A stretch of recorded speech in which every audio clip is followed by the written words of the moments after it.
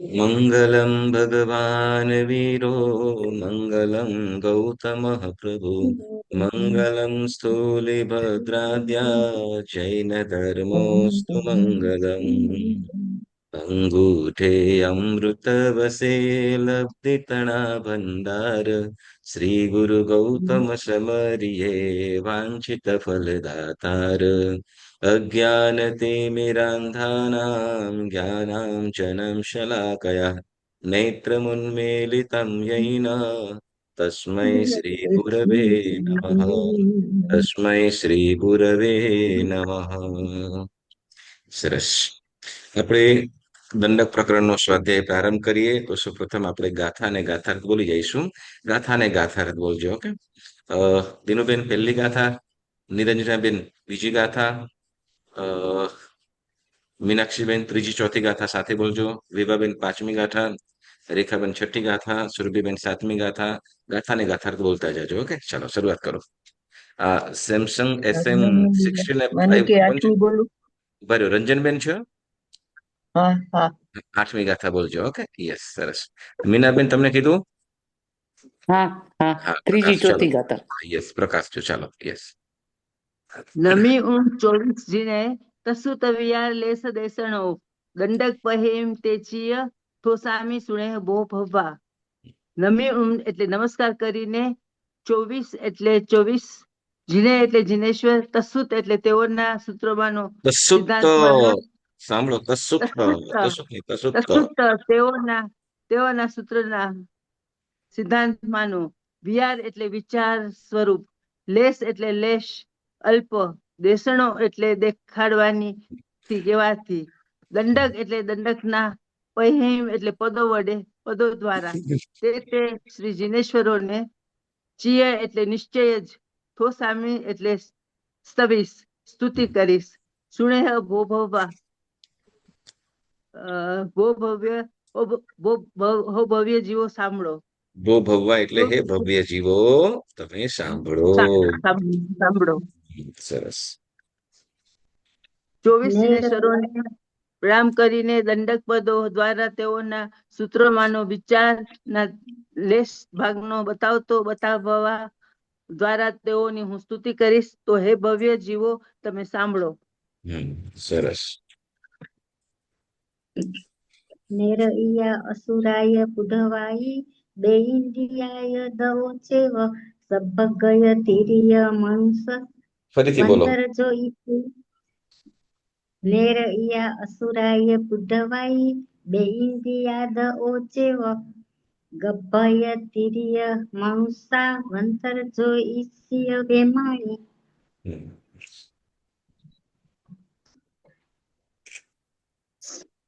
ગાથાર્થ.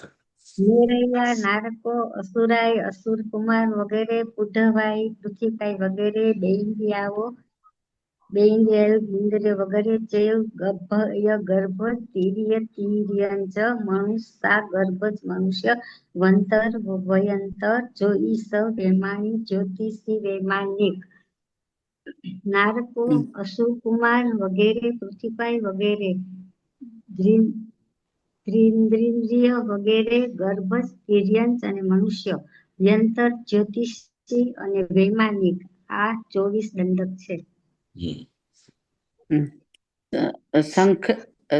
સંખિત તયરી ઈમા શરીર મોગાહણાય સંગયણા સન્ના સંઢાણ કત્સાય લેસિંદિય દુસમુખાયા.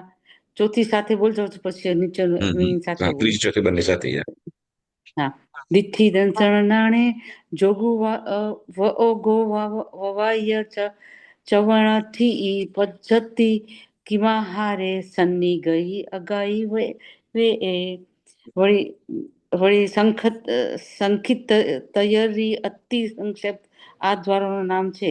શરીર, પહેલું શરીર, બીજું અવગાહના, ત્રીજું સંગયન, ચોથું સંજ્ઞા, પાંચમું સંસ્થાન, છઠ્ઠું કષાય, સાતમું લેશ્યા, આઠમું ઇન્દ્રિય, નવમું બે સમુદ્ઘાત, 10મું દ્રષ્ટિ, 11મું દર્શન, 12મું 13મું નાણે જ્ઞાન અજ્ઞાન, 14મું યોગ, 15મું ઉપયોગ, 16મું ઉપપાત, 17મું ચ્યવન,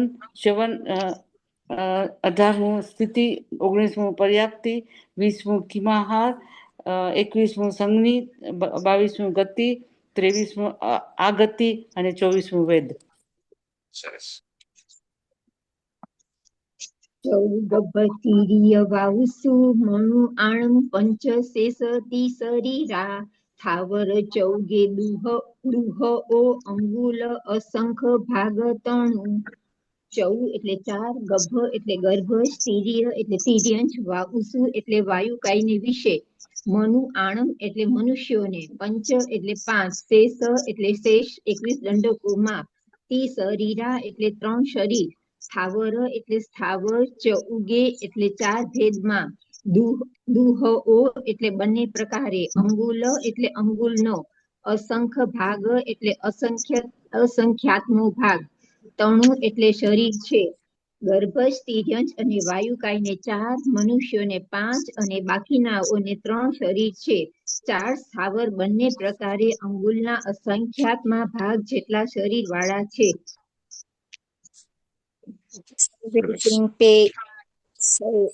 સૌવેસિમ્પી જહના સાહવીર અંગુલસ સંખંસા ઉક્કોત પણસય ધણુ નેરઈ સત હથ સુરા. ફરીથી બોલો રેખાબેન. હા, સવ્વેસિમ્પી જહના સાહવીર અંગુલસ સંખસા સંખન શું કરાવ્યું હતું ને? સંખંસા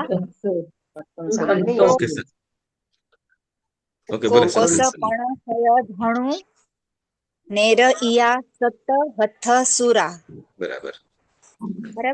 સવ્વેસિન સર્વ દંડકોની, જેહના જગન્ય અવગાના, સાહવીય સ્વાભાવિક મૂળ શરીર, પછી ઉક્કોકોસ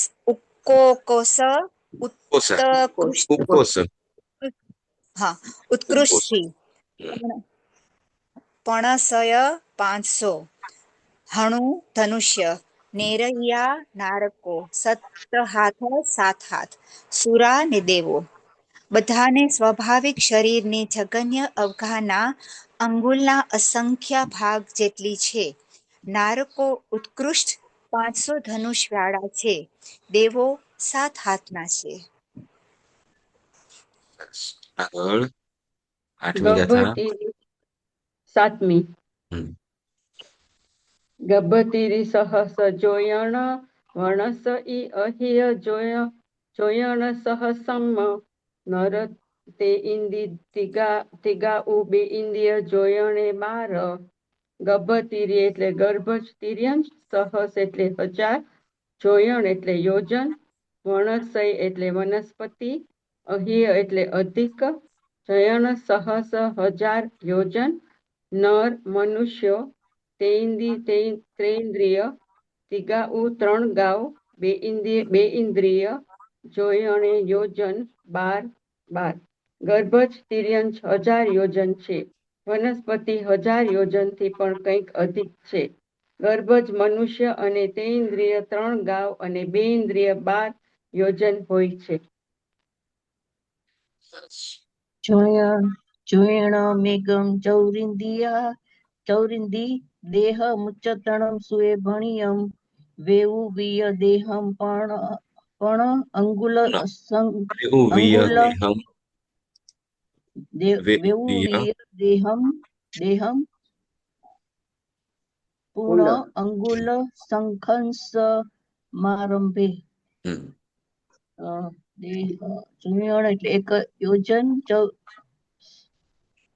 ચૌરિંદ્ય દેહ શરીરનું, મુચ્ચતણમ એટલે ઉચ્ચપણું, સુએ સૂત્રમાં સિદ્ધાંતમાં, ભણિયમ કહ્યું છે, વેઉય એટલે વૈક્રિય, પૂર્ણ એટલે વળી, સંખસ સંખ્યાતનો, આરંભે પ્રારંભમાં.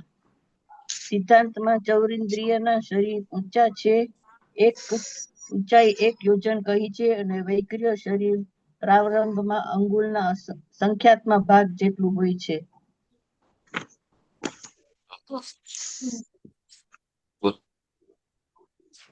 દેવનર અહિયલખમ તિર્યાણમ નવય જોયણ સયાઈમ દુગુણમ તુ નારાયણમ ભણ્યમ વિય શરીરમ. લખમ 1,00,000 યોજન, દુગુણમ દ્વિગુણું, સયાઈમ 100. દેવોનું વેક્રિય શરીર લાખ અને મનુષ્યનું અધિક છે. તિર્યંચોનું 900 યોજન છે અને નારકોનું વેક્રિય શરીર બમણું કહ્યું છે. સરસ.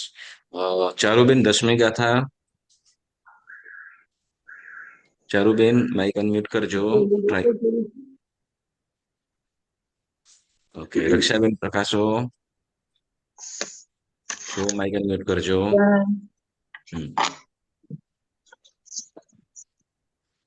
અંત મુહૂર્તમ નિરયે મુહૂર્ત ચત્તારી તિર્ય મનુએસુ દેવસુ અધમાસો ઉક્કોસ વિઉવહણા કાલો. અંતમુહૂર્ત એટલે અંતર્મુહૂર્ત, મુહૂર્તમ એટલે મુહૂર્ત, બે ઘડી, ચત્તારી એટલે 4, અધમાસ એટલે અર્ધમાસ કે 15 દિવસ, વિઉવણા એટલે વિકુર્વણા, કાલો એટલે કાળ. ઉત્કૃષ્ટ વિકુર્ણાનો કાળ, નારકોમાં અંતર્મુહૂર્ત, તિર્યંચોમાં અને મનુષ્યમાં 4 મુહૂર્ત અને દેવોમાં અર્ધમાસ છે. સરસ. માયાબેન, 11મી ગાથા. હા. થાવર સુર નિરયા અસંગયણાય વિગલ છેવઠા સંગયણ છગ્ગમ ગભય નર તિર્યે સુવિમુણે યવમ. સ્થાવર સુર એટલે દેવો, નિરયા એટલે નારકો, અસંગયણા એટલે સંગયણ રહી, વિગલ વિકલેન્દ્રિય છેવાટ સંગયણ વાળા, સંગયણ છગ્ગમ 6, ગર્ભજ નર એટલે મનુષ્ય, તિર્યેસુ એટલે તિર્યંચ, મુણે યવમ એટલે જાણવું.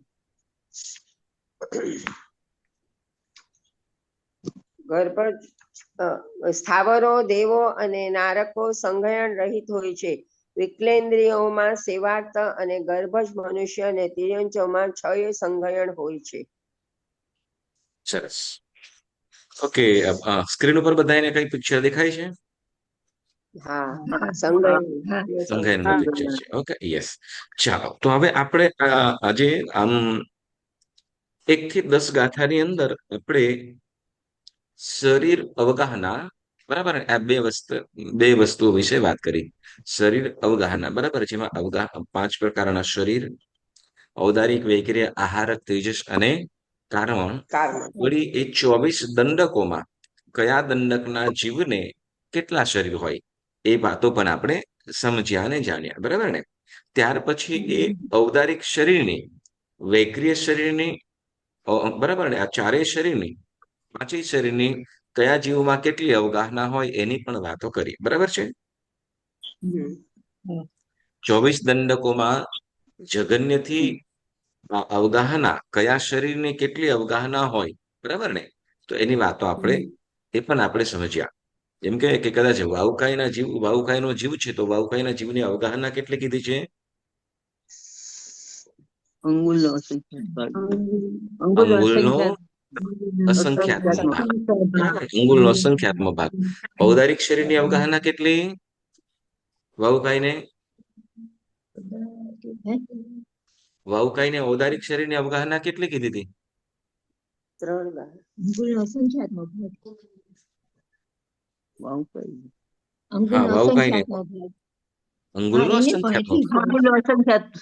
ભાગ. અને વૈક્રિય શરીરની અવગાહના વાઉકાઈને એટલી જ અસંખ્યાત્મક ભાગ, અંગુલનો અસંખ્યાત્મક ભાગ છે, બરાબર ને, જગન્ય ને. તો એવી રીતે આપણે 24 દંડકના જીવોમાં, બરાબર, જે જીવને જે પણ શરીર છે તો એની અવગાહના કેટલી હોય એની પણ વાત કરી ગયા, બરાબર ને. ધારો કે મનુષ્ય છે અથવા તિર્યંચ છે, તો તિર્યંચને પંચેન્દ્રિય, ગર્ભજ પંચેન્દ્રિય તિર્યંચ, તો એને ઔદારિક શરીર, બરાબર ને. તો ઔદારિક શરીરની અવગાહના કેટલી હોય? કેટલી કીધી હતી? 1000 યોજન. હજાર એક યોજન. 1000 યોજન. 1000 યોજન. ઓકે. અને વૈક્રિય શરીરની જગન્ય અવગાહના અંગુલનો સંખ્યાત્મક ભાગ. અસંખ્યાત્મક ભાગ. હા કેટલી? સંખ્યાત્મક. અંગુલનો અસંખ્યાત્મક ભાગ. અંગુલનો અસંખ્યાત્મક કે સંખ્યાત્મક? સંખ્યાત્મક. સંખ્યાત્મક. ગર્ભજ તિર્યંશનો કયો જગન્ય કયું? તો કે અંગુલનો સંખ્યાત્મક ભાગ. બરાબર ને? અને ગર્ભજ તિર્યંશ છે પંચેન્દ્રિય, તો એને ઉત્કૃષ્ટ વૈક્રિય શરીરની અવગાહના કેટલી?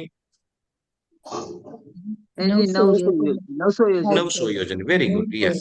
બરાબર ને? તો એમ એટલે દરેક જીવોને, એટલે 24 દંડકનું આવી ગયું. બરાબર? 24 દંડકના જીવોને એના વૈક્રિય શરીર, જે જીવોની અંદર જે દંડકમાં જે પણ શરીરો છે, તો એની જગન્ય અને ઉત્કૃષ્ટ એમ બંને પ્રકારની અવગાહનાની વાત પણ કીધી છે. બરાબર ને? અને આપણે શીખ્યા તો એ શરીર પછી અવગાહના દ્વાર હતું. બરાબર? શરીર દ્વાર અને પછી અવગાહના દ્વાર.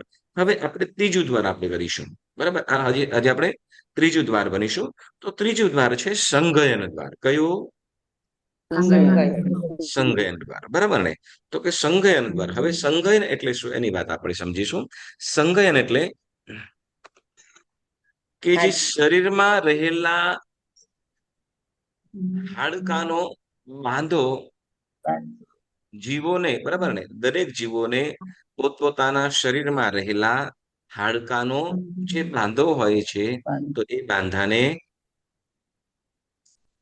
શું કહેવાય? સંગયન કહેવાય. એટલે હાડકાનો બાંધો અને બાંધા વડે જે મજબૂતાઈ છે, તો એ મજબૂતાઈ, હાડકાની મજબૂતાઈ, એને અહીં સંગયન કહેવામાં આવ્યું છે. તો એ સંગયન કેટલા પ્રકારના છે? તો કે 6 પ્રકારના. બરાબર ને? સંગયન કેટલા પ્રકારના કીધા? 6 પ્રકારના. એટલે સંગયન એટલે શું?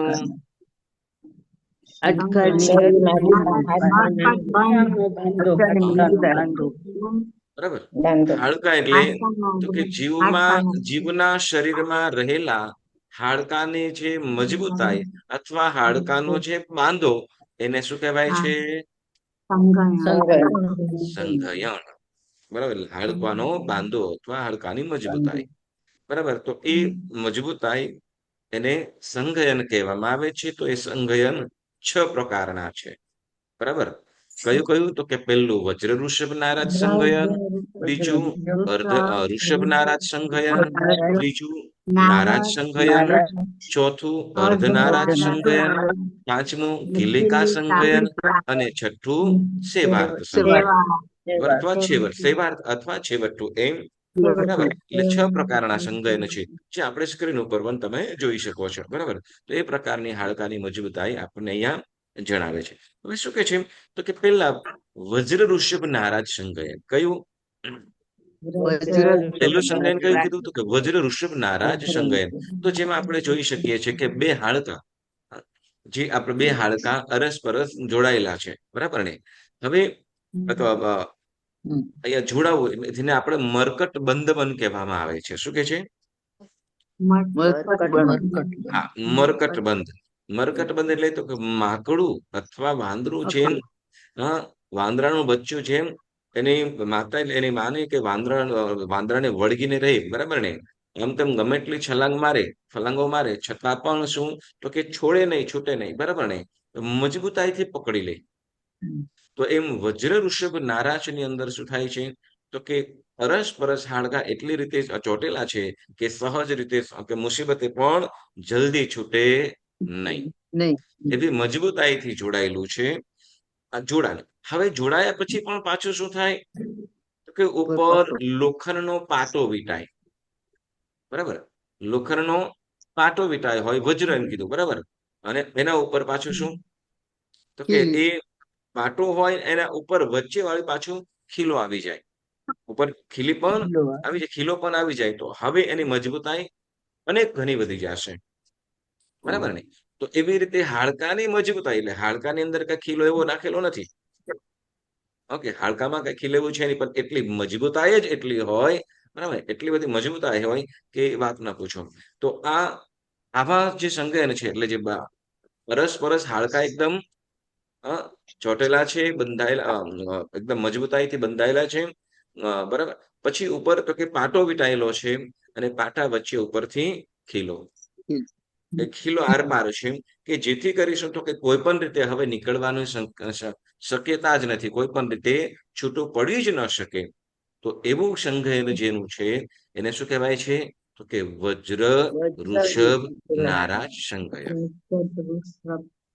બરાબર. હવે આ હાડકાની મજબૂતાઈ, એટલી બધી હાડકાની મજબૂતાઈ હોય. હવે જો અહીંયા હાડકાની મજબૂતાઈ સાથે શરીર સાથે કઈ કનેક્શન કરું તો યસ, ચોક્કસ. બરાબર. જેટલા હાડકા મજબૂત એટલું શરીર મજબૂત. આપણા હાડકા ઢીલા થઈ ગયા, હાડકા ઢીલા થાય, હાડકા ઢીલા હોય તો કે શરીરની વીકનેસતા પણ એટલી જ થઈ જાય. એટલે જેટલી હાડકાની મજબૂતાઈ એટલું શરીર સ્ટ્રોંગ, અને જેટલું શરીર સ્ટ્રોંગ એટલું માઇન્ડ પણ, કે આત્મિક વિચારો કે આત્મિક ભાવો એ પણ એટલા જ ઉત્તમ. બરાબર. આપણે જુઓ, આપણે જગચિંતામણી સૂત્ર બોલીએ એમાં શું કહેવાય, પઢમ સંઘયની એવું આવે છે. જગચિંતામણી જગનાહ જગગુરુ જગરખન જગબંધવ જગસપ્તવાહ જગભાવવીય ખન 28 સંઠવીય રૂવ કમઠ વિનાશન 24 જીનવર જયંતુ અપરિહય શાસન કમ્મભૂમિહિમ પઢમ સંઘયની. બરાબર. પઢમ સંઘયની કોશય સપરિસય જીનવરાણ વિહરંત. તો કે પ્રથમ સંઘયન વાળા એવા તીર્થંકર ભગવંતો કેવા છે? તીર્થંકર ભગવંતો કેવા છે? પ્રથમ સંઘયન વાળા. બરાબર. હવે જુઓ, હવે ફરી બીજી આગળ બધી વાત કે આ સંઘયન શું કામ કરે છે? બરાબર. તો કે જેટલા પણ કેવલ જ્ઞાનને પ્રાપ્ત કર્યું છે, જેટલા પણ આત્માઓ કેવલ્યને પ્રાપ્ત કર્યું છે, એ બધા આત્માઓ કેવા સંઘયન વાળા હતા? કયા સંઘયન વાળા? તો કે પ્રથમ સંઘયન વાળા. બીજું, ત્રીજું, ચોથું, પાંચમું, છઠ્ઠું આ સંઘયન વાળા એના એ ભવની અંદર મોક્ષમાં જઈ શકે નહીં. ખ્યાલ આવ્યો? યસ, પ્રથમ સંઘયન વાળા. બરાબર. તો કે પ્રથમ સંઘયન વાળા જ કેવલ જ્ઞાન સુધી પહોંચી શકે. બીજા, ત્રીજા સંઘયન, બરાબર, કે ચોથા, પાંચમા સંઘયન વાળા જઈ શકતા. હા, એ લોકોને એ ભવની અંદર જવું હોય તો એ પહેલું સંઘયન હોય તો જ એવા ઉત્કૃષ્ટ પરિણામ આવી શકે છે. બરાબર. એટલે પહેલું સંઘયન કયું છે? તો કે વજ્ર ઋષભ નારાજ સંઘયન. બીજું સંઘયન કયું છે? ઋષભ નારાજ સંઘયન. બરાબર. તો કે ઋષભ નારાજ સંઘયન આપણે સ્ક્રીન છે, બરાબર ને? તો સ્ક્રીન ની અંદર આપણે જોઈ શકીએ છીએ કે પહેલું સંઘયન છે ને, એમાં જે બંને હાડકાનું મજબૂતાઈ છે, તો એનો રાઉન્ડ અથવા વળાંક વધારે દેખાય છે. દેખાય છે? તમને ખ્યાલ આવે છે?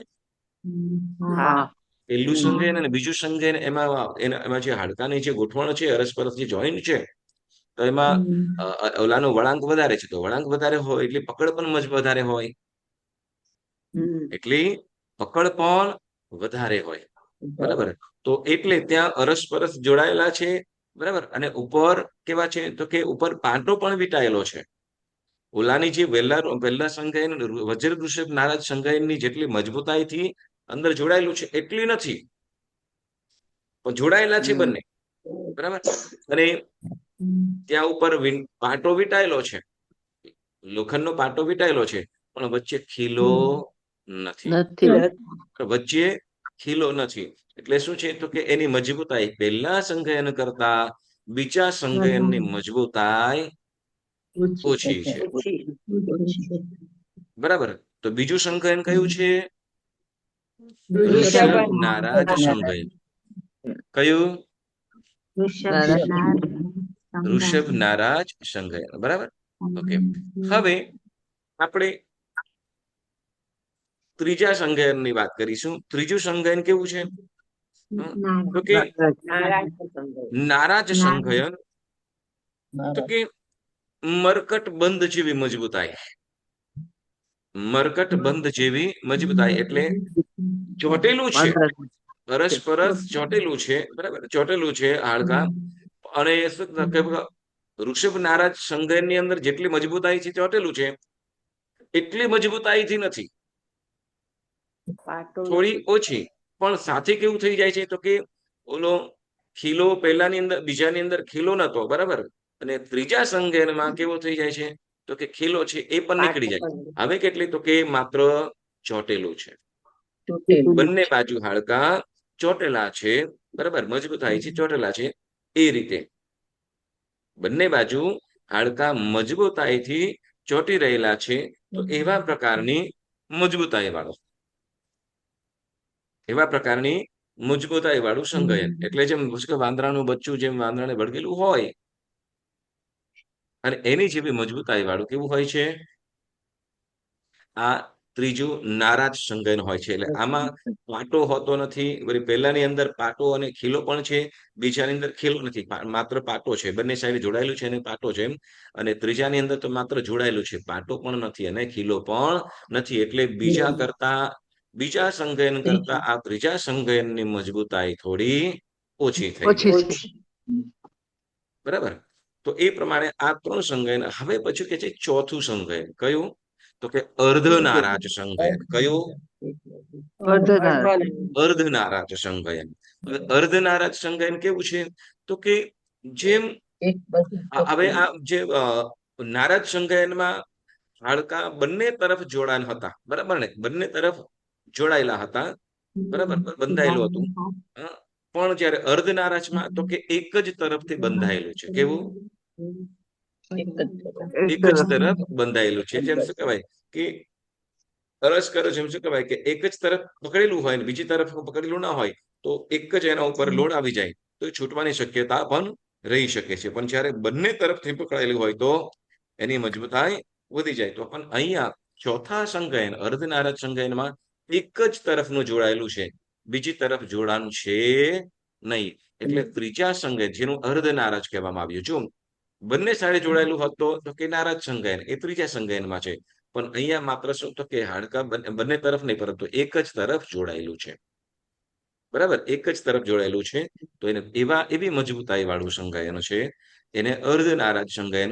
એટલે નારાજ સંગયન કરતા અર્ધનારાજ સંગયન વીક થઈ જાય છે, અથવા મજબૂતાઈ ઓછી થઈ જાય છે. બરાબર, કેવું છે? તો કે મજબૂતાઈ ઓછી થઈ જાય છે એક જ તરફ, બરાબર ને. અને ત્યાર પછી પાંચમું સંગયન છે કિલિકા સંગયન. કેવું?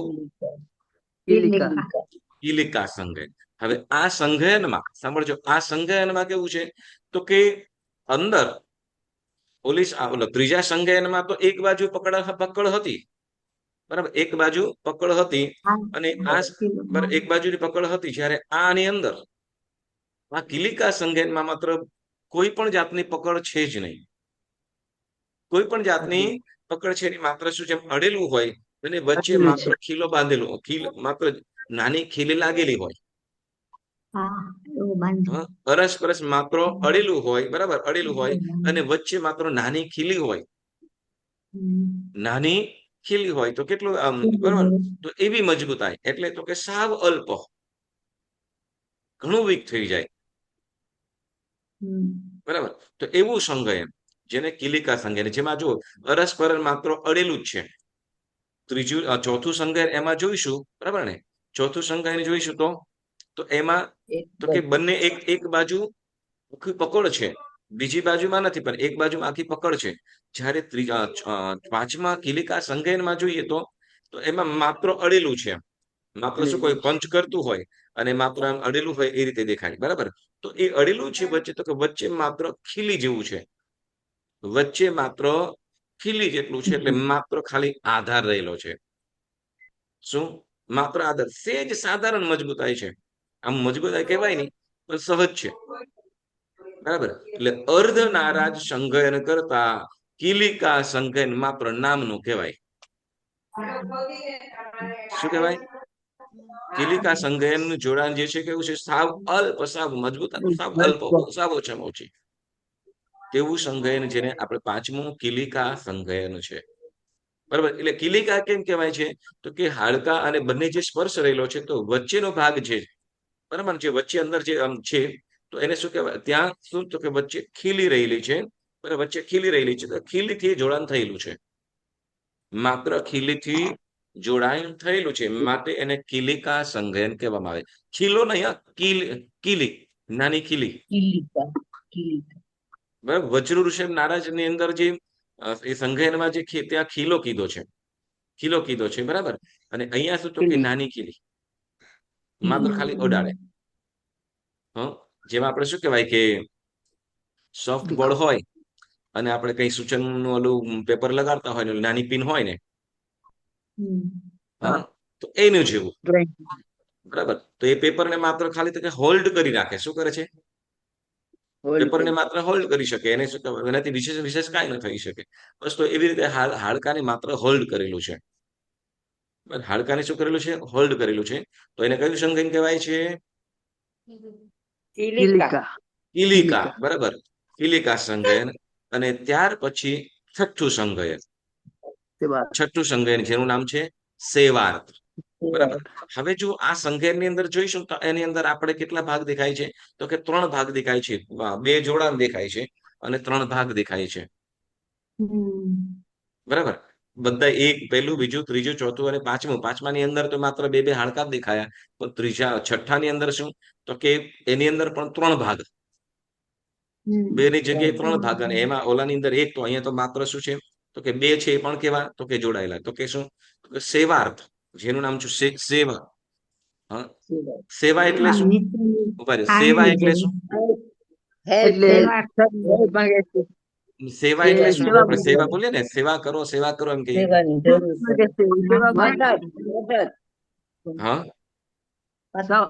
એટલે સેવા માંગે છે. નહીં, સેવા માંગે. બરાબર. શું કહેવાય કે સેવાનો મતલબ શું? આપણે જનરલી કહેતા હોઈએ મદદ કરીએ. બરાબર ને? હા, જેનો શું કહેવાય કે બસ. તો અહીંયા શું? તો કે આપણે પણ તો કે આ જે હાડકું છે ને, હાડકાની પણ સેવા કરવી પડે. હાડકાની પણ સેવા કરવી પડે ને. લગભગ આપણે બધા શું કહેવાય અત્યારે લગભગ શું કહેવાય કે બધાની હાલત કેવી થાય? લગભગ 40, 45, 25 કે 50 પછી શું? તો કે પગ અને ઘૂંટણ માટે લોકો ઓલિયો, આયોડેક્સ બોલતા જાવ ને કે કેટલા તેલના માલિશ કરતા હશો. બરાબર ને? અને એમાં સેજ પણ ક્યાંય સેજ પણ થોડું આડું અવળું સેજ આપણાથી હાથ આંગળી થઈ જાય તે વખતે શું કહેવાય? એટલે ફિઝિયો શું કહેવાય? ફ્રેક્ચર થઈ જાય છે. અને ફ્રેક્ચર થઈ ઓલું ફિઝિયો કરે એને શું કહે? ફિઝિયો જ કહેવાય ને, ઓલું હાડકા માલિશ કરીને. હા, માલિશ કરે. બરાબર. તો એટલે શું કહેવાય કે આપણે હવે જુઓ આ સેવા આની મજબૂતાઈ કેવી છે? તો કે માત્ર છઠ્ઠું સંઘયન છે એ સંઘયન તો કે જેમ ઓલા ખાંડણીઓ હોય ને, પહેલાના સમયની અંદર ખાંડણી આવતા. નીચે દેખાય ખાંડણી છે. હા, તેમાં દેખાય છે. બરાબર ને? તો કે એ ખાંડ, બરાબર ને? એ તો એ જે છે ને, જેમ ખાંડણીયામાં ઓલું સાંભેલું. બરાબર ને? આપણે ઓલું શું કહેવાય પહેલાના ટાઈમની અંદર ડાંગર ને એ બધું એ કરતા ત્યારે ખાંડતા. બરાબર ને? પણ અત્યારે પણ કોઈ તમારે હવે તો મિક્સર આવી ગયા એટલે બધી ખાંડણીઓ તો નાની નાની ઓલી આવતી પણ હવે હા કે હજી પણ હશે કદાચ. શું કહેવાય કે આમ નાની ખાંડની હોય ને કદાચ હશે ને. હા, ભલે ઉપયોગ ના કરતા હોય પરંતુ રાખીએ તો ખરા ભાઈ. અમારા વખતનું છે એટલે યાદગીરી તો કદાચ અત્યારે સમજો કે આજથી કદાચ 15-20 વર્ષ પહેલા અથવા 25 વર્ષ પહેલા જે ચાલો ને, લગભગ 40 વર્ષ 45 વર્ષ પહેલા તમે જે વાપરી હોય ને, તો અત્યારે કદાચ એ હવે નવા મ્યુઝિયમ ની અંદર રાખી શકાય. કેમ કે મશીન જ એટલા બધા આવી ગયા છે કે આનું પણ આનું તો આમ સ્વિચ કરો, આમ થઈ ગયું બસ. બરાબર. મૂળ વાત આપણે કરીએ કે જેમ શું કહેવાય, ચાલો કે જેમ ઓલા ખાંડની અંદર જેમ સાંભેલું હોય કે ઓલું કુંદવા માટેનું જેમ ખાલી માત્ર અડીને રહેલું હોય તરત એ થઈ જાય. બરાબર ને? તો એવી રીતે અહીંયા જે હાડકાની મજબૂતાઈ, બરાબર, આપણે આ શું કહેવાય જોઈન્ટ્સ છે કે શોલ્ડર્સ હોય કે આર્મ્સ છે કે ઓલા, બરાબર, તો બધા હાથની અંદર વગેરે, તો એ હાડકાઓ માત્ર કેવા છે? માત્ર અડીને રહેલા છે. કેવા છે? માત્ર અડીને. જેમ શું કહેવાય કે જેમ ઓલા સાંભેલું જેમ ઉપાડતા તરત જ થઈ જાય. બસ આપણો હાથ સેજ કદાચ વધારે થઈ જાય એટલે શું થઈ જાય? તરત ખેંચાઈ જાય. બરાબર ને? હવે ખબર નહીં આપણને શું કે ચામડું આપણા હાડકાને પકડી રાખેલું છે કે આ હાડકું આપણા શરીરને ગોઠવી રાખેલું છે? ખબર ને આપણે આમ કે હાડકો હોલ્ડ કરેલું છે, બરાબર ને? પણ હાડકાની મજબૂતાઈ સેજ પણ થોડો ઝટકો લાગી જાય તો પણ ખંભો પણ ઉતરી જાય કે હાથ પણ છૂટો થઈ જાય, આવી રીતે પણ થઈ જાય. એટલે એવી હાડકાની મજબૂતાઈ છે ને, પણ કેવું તો પડશે ને. હા. એટલે માત્ર સ્પર્શ કરીને એમ કે વજ્ર ઋષભ નારાજ, ઋષભ નારાજ, નારાજ, અર્ધનારાજ, કિલિકા અને છેવટું આ પાંચ સંગાયન અને છઠ્ઠું એ સેવાર્થ સંગાયન છે. તો સવાર્થ સંગાયન છે તો એ સંગાયનની મજબૂતી માત્ર શું, તો કે હાડકા માત્ર અડીને રહેલા છે, ત્યાં ખીલી જેવું પણ કાંઈ નથી. એટલે સહજ કદાચ શું થયું, હાથ ખેંચાઈ પછી ને હાડકું ઉતરી જાય. હા, આવા બધા અથવા ચાલતા કરતા પણ શું થઈ જાય, તો કે પગ વગેરે જાય છે. હાડકા વગેરે શું થઈ જાય, તો કે પગ વગેરે મચકોડાઈ જાય, હાડકું ભાગી જાય પડતા ગમે તે. તો આ હાડકા એકદમ આ કયું, તો કે આ સેવાર્થ સંગાયન છે આપણી પાસે. અત્યારે આપણે અત્યારના સમયની અંદર આપણી પાસે જે સંગાયન છે આ છઠ્ઠું સંગાયન છે. કયું? છઠ્ઠું સેવાર્થ સંગાયન, બરાબર. હવે એ સંગાયનમાં છે ને કદાચ 6 ભાગ કરીએ તો એમાંય છઠ્ઠું કદાચ આપણું થાય. સમજ્યા? બરાબર ને? આપણે શું કહેવાય, આપણે અત્યારે આપણું છઠ્ઠું સંગાયન છે, બરાબર. આપણા આજુબાજુની અંદર રહેતા હોય ને, જોગિંગ કરતા હોય ને, એક્સરસાઇઝ કરતા હોય ને, બધું કરતા હોય, એની જગ્યાએ એનું શરીર અને એના હાડકાની મજબૂતાઈ અને આપણી કેવી હશે? બરાબર ને? હા, તો કે એમ કે આ છઠ્ઠાના કદાચ 6 ભાગ કરીએ તો એ છઠ્ઠાના 6 ભાગની અંદર આપણો છઠ્ઠો નંબરમાં કદાચ આવે. ચાલો, એટલે શું કે છે કે કેમ કે આ સંગાયન છે, છઠ્ઠું સંગાયન છે. તો છઠ્ઠું સેવાર્થ સંગાયન અથવા છેવટું સંગાયન તરીકે પણ ઓળખાય છે. એટલે સેવાર્થ અહીંયા લખે છે કે શું કહે છે કે સેવાર્થ એટલે સંધિ સ્થાને સામસામા આવેલા બે છેડા ખાંડણીમાં રાખેલા મૂછડની પેઠે એક છેડાની ખોભાણમાં બીજો છેડાનો બુઠ્ઠો ભાગ સહેજ ઉતરીને સ્પર્શીને રહેલો છે. બરાબર છે, આપણે અહીંયા જોઈ શકીએ છીએ સ્ક્રીનની અંદર. બરાબર ને? સ્ક્રીનની અંદર આપણે જોઈ શકીએ છીએ. જેમ માઉસ દેખાય છે અંદર, ફરાવી રહ્યો છે, નહીં દેખાતું હોય ને? દેખાય છે ને? ઓકે. તો અહીંયા આપણે દેખાય છે આ ખાંડણીયાનો ભાગ અને આ મુશલનો ભાગ એમ કહેવાય. બરાબર. તો હવે અહીંયા શું થાય છે, તો કે માત્ર અડીને રહેલું છે. શું અડીને રહેલું છે? તો આપણે પણ આ કોણી વગેરેનો ભાગ, બરાબર, આ કોણીનો ભાગ કહીએ કે પછી શોલ્ડરનો ભાગ છે, તો માત્ર એવી રીતે અડીને રહેલા છે કે આપણે ઢીચણનો ભાગ કહીએ. ઢીચણનો ભાગ કહીએ તો એ ઢીચણના ભાગની અંદરથી પણ શું થઈ જાય છે, તો કે માત્ર અડીને રહેલા છે. હવે જો આપણે આ હાડકાની મજબૂતાઈની અંદર વાત કરીએ ત્યારે એક પહેલા સંગાયનની વાત કરીએ, બરાબર ને? એક જ્યારે આપણા જૈન શાસ્ત્ર પ્રમાણે આપણે રામાયણ જે કહીએ તો એની અંદર હનુમાનજી, બરાબર ને? હનુમાનજી, તો હનુમાનજીનો જન્મ ક્યાં, તો કે એક ગુફાની અંદર થયેલો. હનુમાનજીનો જન્મ અંજના સતીએ હનુમાનજીને એક ગુફાની અંદર જન્મ આપ્યો. અને તે વખતે હનુમાનજીનો જન્મ થયો અને તે વખતે માત્ર એક દાસી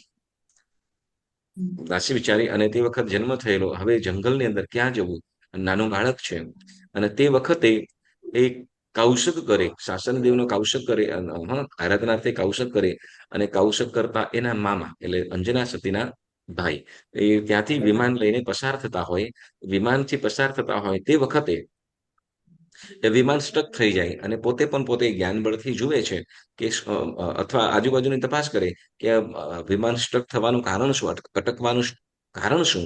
અને ત્યારે ખબર પડી શું, તો કે પોતાની બેને શું, તો કે પુત્રને જન્મ આપ્યો છે. એટલે એમને કોઈને ખ્યાલ નતો કે શું હશે અને પુત્રને જન્મ આપ્યો. અને તે વખતે હવે બંનેને, પોતાની બેન અને એની દાસી, તો એને બંનેને લઈને એ વિમાન માર્ગે, આકાશ માર્ગે વિમાનમાં, કેમ કે વિદ્યાધર હતા, એ કેવા હતા, વિદ્યાધર હતા. તો એ વિદ્યાધર વિમાનમાં લઈને જાય છે. તો વિમાનમાં લઈને જાય તે વખતે હવે એ વિમાનની અંદર સુંદર મજાના રત્નો, ઝુમરો અને ઝુમરની અંદર રત્નો. હવે તે વખતે હજી આ તાજો જન્મેલો બાળક છે હનુમાનજી, માત્ર શું કહેવાય, તાજો જન્મેલો. એટલે સમજો કે હજી એક દિવસ પણ કદાચ એક બે દિવસ પણ થયો નથી, એવો સમય. અને તે વખત અહીંયા જ્યારે શુદ્ધિ વગેરે કરીને એ લઈ જઈ રહ્યા છે, મામા પોતાના ઘરે લઈ જાય છે.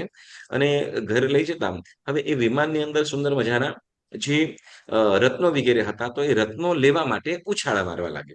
કોણ? તો કે હનુમાન. સહજ 2-3 દિવસનું હશે એ હનુમાન બાલ રૂપની અંદર એ લેવા માટે ઉછાળા મારે, અને ઉછાળા મારતા એવો ઉછાળો માર્યો કે રત્ન તો પકડી લીધું. રત્ન પકડી લીધું, અને તે વખતે શું તો કે વિમાન સ્પીડથી ચાલતું હતું, એટલે શું તો કે એ ઉછાળો મારતા ક્યાં તો કે વિમાનમાંથી બારે પટકાઈ ગયો. વિમાનમાંથી બારે પકડી, કેમ તો ઉછાળ એટલું મારતો હતો, બારે પડી ગયું. રત્ન તો લઈ લીધું અને વિમાનમાંથી બારે પડ્યું. હવે બારે પડે અને તે વખતે વિમાન આગળ નીકળે, અને તે વખતે અંજના સતી અને દાસી અને એ લોકો શું કહેવાય કે રાડવા મારું બાળક પડી ગયું છે, બાળક પડી ગયું છે, રડવા લાગ્યા. અને તે વખતે બાળક નીચે પડ્યું, બાળ હનુમાનજી છે એ નીચે પડી ગયા અને રડવા લાગ્યા, આક્રંદ કરવા લાગ્યા. અને એ કહે છે કે વિમાન પાછું વળેલું એટલે પાછું વાળે. હવે એટલા આકાશની અંદરથી નીચે બાળક પડે, અને નીચે પર્વતો છે, મોટા મોટી મોટી શિલાઓ વાળા પથ્થરો છે. શિલાઓ પર બાળક પટકાય તો શું થાય? તરત મૃત્યુ પામે, બરાબર ને? અને હવે એ વિમાનમાંથી જે હનુમાન નીચે પટકાયા એટલે કે છલાંગમાં નીચે પડ્યા છે, વિમાન લઈને પાછું આવે છે. અને હવે અંજના છે કે મારું બાળક હવે શું કે મારો પુત્ર જીવિત નહીં હોય. પરંતુ ત્યાં જયારે વિમાન લઈને પાછા જાય, ત્રણે જણ નીચે ઉતરીને જયારે શિલા ઉપર શોધે, તો જે હનુમાન હતા ને એ શિલા ઉપર બેઠા બેઠા ઓલા જે રત્નથી દડાની જેમ રમતા હતા, હાથમાં લઈને રમતા હતા. હવે એટલે ઊંચેથી નીચે પડે શિલા ઉપર, અને શિલાની અંદર શું જે પથ્થર મોટી શિલા, તો શિલાની અંદર પણ શું તો કે તિરાડો જેવું આવું ગયેલું. જેમ શું કહેવાય, એક મોટો પથ્થર હોય અને બીજા નાના પથ્થર ઉપર પડે તો શું થાય? તો કે નિશાનો વગેરે થઈ જાય, બરાબર ને? થોડું ઘસારો વગેરે પણ થઈ જાય. અને આ બાજુ એવું થઈ ગયેલી એ શિલા, અને પણ અહીંયા જે બાળક છે શું તો કે બાળક રમી રહ્યો છે. આવું માનવામાં આવે? ન માનવામાં, આ હકીકત સત્ય બનેલું આ ઘટના છે. ત્યારે એમ કહે છે શું તો કે એવી સંગયન, બરાબર, કે એવું મજબૂત સંગયન છે. ત્યારે આ હનુમાન હતો, હનુમાનજી હતા, તો હનુમાનજીનું સંગયન કેવું હતું? કયું સંગયન? તો કે વજ્ર ઋષભ નારાજ સંગયન. તો કે એટલે પથ્થરને પણ તોડી નાખે એવી મજબૂત એવા સંગયન વાળા, પથ્થરોને પણ તોડી નાખે એટલે એના કરતા પણ વધારે મજબૂત સંગયન કયું છે? તો કે વજ્ર ઋષભ નારાજ સંગયન. બરાબર. હવે જો બરાબર, તો કે આપણે સમજો કે હવે મોટી પથ્થર ઉપર પડ્યા હતા, બરાબર ને? આપણે તો કદાચ સોફા ઉપરથી નીચે પડ્યા તોય આપણા પગ મચકોડાઈ જાય, પગ ફ્રેક્ચર થઈ જાય. પડવાની તો વાત દૂર, પગમાં શું કહેવાય, પગથી ઉતરતા સેજ આમ તેમ પગ ટ્વિસ્ટ થઈ જાય, એટલે ફ્રેક્ચર. અહીંયા તો શું કહેવાય કે આપણે 2-3 પુણ્યશાળીઓ શું કે દિવાળીના એ 2-3 દિવસોની અંદર ઘણા બધા લાડવા ખાઈ લીધેલા છે. આમ ઓલા બાંધીને ભરતા હોય છે ત્યારે આપણે. મૂળ વસ્તુ આપણે કહીએ કે હાડકાની મજબૂતાઈ શું છે? હાડકાની મજબૂતાઈ. તો આ 6 પ્રકારના સંગયનો છે. પેલું કયું સંગયન? નામ બોલતા જાજો. બીજું, ત્રીજું, ચોથું, પાંચમું, છઠ્ઠું, સેવા. બરાબર. આ 6 પ્રકારના સંગયન છે. બરાબર. તો સંગયન એટલે શું?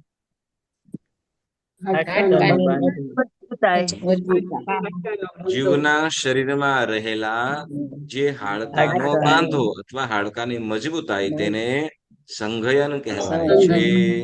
બરાબર. તો આ 6 પ્રકારના સંગયનો કીધા. તો હવે આવતી વખતે તમને આ 6 પ્રકારના સંગયનોને પૂછીશ, બરાબર? પછી આ સંગયનો હવે આપણે 24 દંડકના જીવોમાં સાંભળજો, 24 દંડકના જીવોમાં એટલે કયા દંડકના જીવોમાં આ 6 માંથી કયા સંગયન હોય તો એની આપણે વાતો કરીશું. એટલે હવે આ 6 સંગયનો આપણે સમજ્યા છે, બરાબર? 6 સંગયનો પછી આપણે હવે 24 દંડકના જીવોમાં કયા દંડકના જીવમાં આ કયા સંગયનો હોય, કેટલા સંગયનો હોય તો એની વાતો આપણે જાણીશું. ઓકે, કોઈને કઈ પ્રશ્ન? કોઈને કઈ પ્રશ્ન? સમજાયું બધાને? સરસ, વેરી ગુડ, સરસ. તો આજે આપણે શું કહેવાય આજનો સ્વાધ્યાય આપણે સ્થગિત કરીએ છીએ અને આવતી વખતે 24 વારોના સંગયનની આપણે વાતો કરીશું, બરાબર? સર્વ મંગલ માંગલ્યમ સર્વ કલ્યાણ કારણમ પ્રધાનમ સર્વ ધર્માણામ જૈનમ જયતિ શાસનમ જૈનમ